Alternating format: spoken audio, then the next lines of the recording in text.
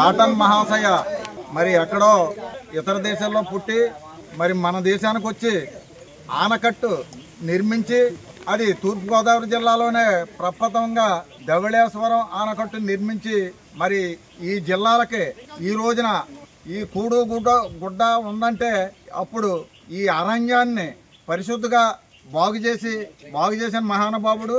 ఈ రోజున మనం ఎలా ఉన్నామంటే మా గ్రామంలో పాలతోడు గ్రామంలో ఈ విగ్రహం పెట్టి 5వ వార్షికంగా జరుగుతుంది.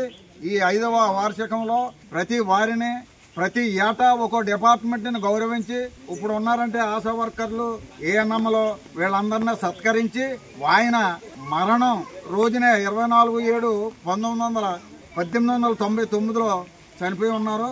దాన్ని సందర్భంగా పురస్కరించుకొని ఈ రోజున పాలతోడు గ్రామంలో వీరందరినీ సత్కరించడం జరిగింది. ఈ రోజున ఈ మహాశయుడు మరి దేశమంతా కూడా ఈయన గురించి ప్రఖ్యాతంగా చెప్పుకుంటూ ప్రతి గ్రామంలో కూడా ఈయన విగ్రహం ఉండి వీరిని ఒక దేవుడిగా పూజించాలనే ఆశయంతో మరి ఇప్పుడిప్పుడే ప్రాచుర్యంలోకి వస్తుంది. ప్రతి గ్రామంలో కూడా విగ్రహ ఆవిష్కరణ చేసి వారిని ఆ రోజున సత్కరించాలనే కోరిక మేరకు మేము ఈ పాలతోడు గ్రామంలో విగ్రహాన్ని నిర్మించాం. ఆ విగ్రహం ప్రకారంగా 5వ వార్షికం జరుపుకుంటున్నాం.